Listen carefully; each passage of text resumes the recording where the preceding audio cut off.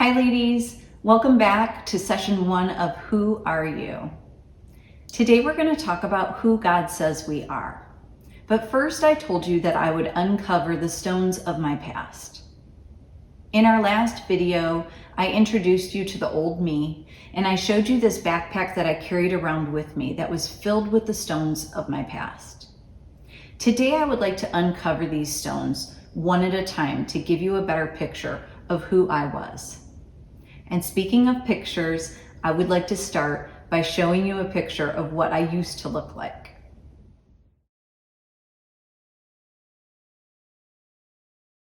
Ladies, as you can see, I was not the most attractive child. Between my pink glasses, my big buck teeth, and my feathered hair, I gave my peers plenty to ridicule me about. And while I can laugh at it today as an adult, when I was growing up as a child, it was pretty devastating for me. The ridicule that I faced gave me my first stone, and that was the stone of rejection. The rejection that I faced caused me to do things to try and be accepted by others. I got contacts so I could get rid of my glasses. I got braces to correct my buck teeth. I even tamed down my hair a bit. But what I found is that my peers just found other things to ridicule me about. It left me needing to be perfect in everything that I did because I was always striving to gain the acceptance of others. And it gave me my next stone, which was the stone of perfection. Rarely was I perfect in anything that I did, so often I would feel like a big failure. The fact that none of my efforts allowed me to be accepted by others just made me feel like I was never going to be good enough.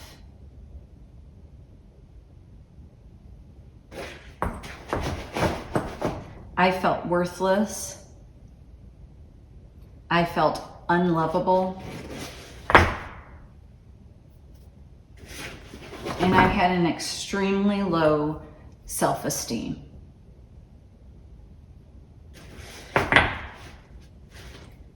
The trauma that I faced in my childhood left me with the stones of feeling dirty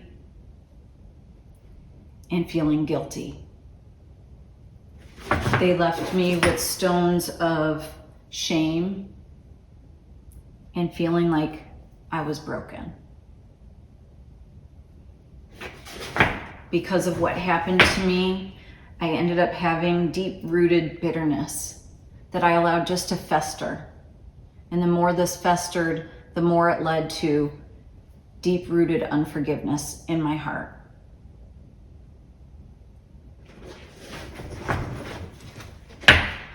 The lack of control that I faced during this childhood trauma left a need in me to be in control of other things. I needed to control circumstances. I needed to control people. Anything that I can control, I would try. But often when I tried to control things, it didn't work out the way that I wanted. And all that did was leave me with deep-rooted anger. To try and make myself feel better, I would become really judgmental of others. Somehow I thought that if I could put others down, it would make me feel better about myself. And maybe it did for a moment, but it was short-lived. So I did what I thought I could to try and escape. I turned to alcohol. I turned to emotional eating. I even turned to self-harm.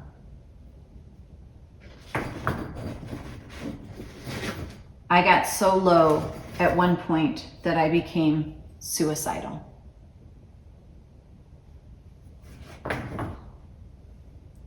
At that point, I decided that I was going to turn to good things. I was going to turn my life around. I was going to try harder in school. I was going to stop drinking alcohol and all the things I knew were not good for me. And I started doing the good things. I started running to better my health, and I started serving in my church. I did things that I thought would make me feel better about myself. And they did. But what happened is they ended up becoming idols in my life because I did them more and more to feel better about myself.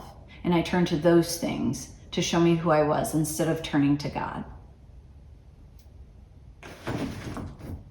Ladies, as you can imagine, this backpack was really heavy. These stones that I carried around with me weighed me down, wore me out, and just left me feeling weary and hopeless. I carried this with me wherever I went for 18 years of my new life in Christ. The heavy backpack reminds me of a story when we first moved to Georgia. We had enrolled our kids in a hybrid homeschool, and the first day of school I'll never forget, as my daughter was trying to squeeze all of her books into her backpack. She had to hold the sides of the backpack together as she zipped it closed. It was full. And the backpack was pretty big. It was about half her height and twice her weight. When we got to the school that day, I offered to carry her heavy backpack for her into the school building and walk her to class. But like any 9-year-old, she was determined to carry it by herself. So I watched as she walked down the sidewalk, struggling under the weight of her backpack and into the school. At the end of the day, I was waiting in the lobby with the other parents, and I just happened to look down the hall as I saw my daughter coming out of her classroom.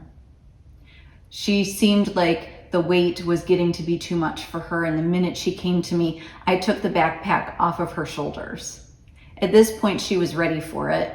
It turns out that the teachers had gotten the students ready a little early that day, so the students were all waiting, lined up by the door, wearing their heavy backpacks for quite a while before they ever came to us. At that point, my daughter was ready for me to take that weight off her shoulders. And that's exactly what it is for us with God. When we are ready to acknowledge that this is not a weight that He intended for us to carry, when we come to Him, He takes that backpack off of our shoulders and allows us to walk light and free. And I remember that feeling when I first received Him into my life, of that weight being lifted off my shoulders. I remember how free I felt. Unfortunately, I liked my backpack. I had carried it with me for so long that without it, I didn't know who I was. So I clung to it for 18 years. I carried it with me. I carried it into my relationship with my husband. I carried it into my relationship with friends and church members. I even carried it into my relationship with my kids.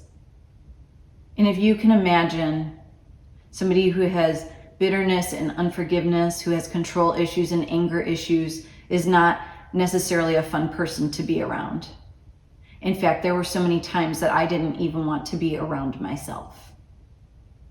But all of that changed the day that God showed me my true identity, the day He showed me that I am not the stones that I carried around from my past.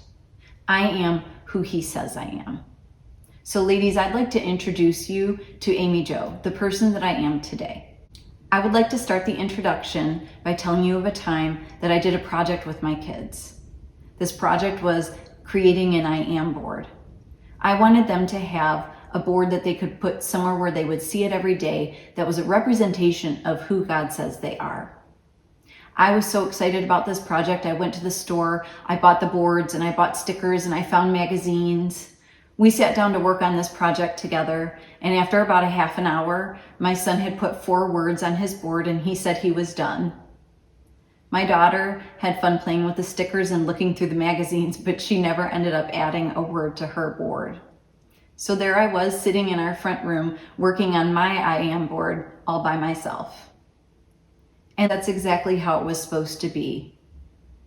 I needed to know who I was before I could teach my children who they were. And I needed to be able to walk in my new identity in Christ before I could model that before them. So ladies, I would like to show you my I am board. I am everything God says I am. I am changed. I am valuable. I am redeemed. I am chosen. I am forgiven. I am whole. I am brave. I am loved.